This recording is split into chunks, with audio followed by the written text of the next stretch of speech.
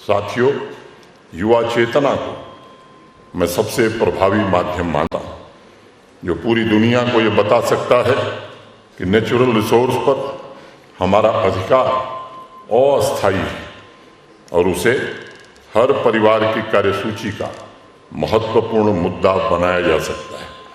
Our rights on natural resources are not absolute. It is temporary. This thinking should become part of our daily habit to ensure prosperous earth for our future generations.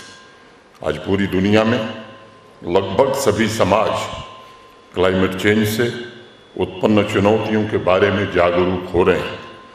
इस जागरूकता को सोच में परिवर्तित करने का जो मुख्य काम होगा वो युवा वर्ग ही कर सकता है, यूथ ही कर सकता है, क्योंकि जब तक यह जागरूकता प्रत्येक व्यक्ति की सोच में परिवर्तित नहीं हो जाती तब तक इस दिशा में हमारा प्रयास अधूरा माना जाएगा।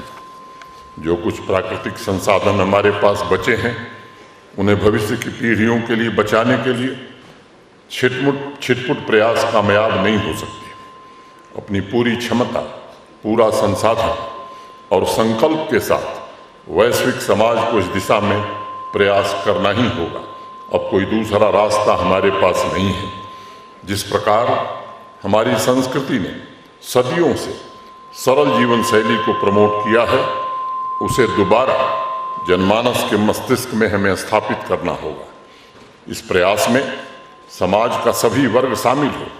इसके लिए युवाओं को नेतृत्व करना होगा, युवाओं को बागडोर संभालनी होगी, ताकि क्लाइमेट चेंज की चुनौतियों से निपटने की चर्चा कॉन्फ्रेंस हॉल से निकलकर एक सार्वजनिक लक्ष्य में परिवर्तित हो सके। साथियों, पर्यावरण के संबंध में बहुत समय गंवाने के पश्चात हम सबको एक बात समझ में आई है कि एक देश की एक्टिविटीज का दूसरे देश पर भी काफ़ी प्रभाव पड़ता है। सभी एक दूसरे से इंटरकनेक्टेड हैं, इसलिए किसी एक देश की एक्टिविटीज पूरी पृथ्वी को भी प्रभावित कर सकती है। ऐसी स्थिति में कैंपेन सहयोग पर आधारित हो और उसमें समाज के सभी वर्गों की जिम्मेदारी से निभाने का संकल्प भी शामिल हो। हमें ऐसी व्यवस्था स्थापित करनी होगी और नौजवानों को उसका नेतृत्व करना होगा। कुछ समय पहले तक लोगों के मन में ऐसी धारणा बनी हुई थी कि लोग और ख़ास तौर से विज्ञान से जुड़े लोग, वैज्ञानिक प्रकृति पर विजय प्राप्त कर लेंगे। दरअसल यह सोच ही गलत थी। चाहे सस्टेनेबल डेवलपमेंट का मुद्दा हो, वाटर रिसोर्सेस का हो, डिजास्टर रिस्क रिडक्शन का विषय हो, हमें इस सोच को बदलना होगा। जब हम प्रकृति से अलग नहीं हैं तो फिर उस पर विजय प्राप्त करने का सवाल कहाँ पैदा होता है, बल्कि हमें प्रकृति की वैसी ही देखभाल करनी होगी जितना हम अपने शरीर को स्वस्थ रखने के लिए करते हैं।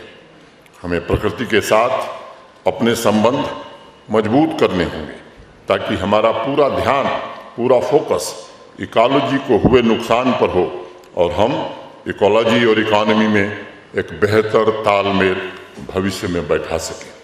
हमें खुशी है कश्मीर यूनिवर्सिटी ने जिस तरह से इस आयोजन को किया है। मैं कश्मीर यूनिवर्सिटी की वाइस चांसलर और पूरी कश्मीर यूनिवर्सिटी फैमिली को हृदय से मुबारकबाद देना चाहता हूँ, दिल से बधाई देना चाहता हूँ। Friends, our ecosystem is like a symphony. Each element is like different notes, and I call this sound of nature as the best music ever produced on the planet. Even if one note is missing, there will be a jarring sound and you will start missing the beat and ultimate depth of life. I call upon the youth and urge each and every one of you present here to take on the role of composer and conductor of nature and society. The whole world is looking at India's G20 presidency with admiration and hope, and I'm sure with your unique position and strength, we will not only advance the interest of global South and global North, but also provide solutions to critical global issues. Thank you. Jai Hind.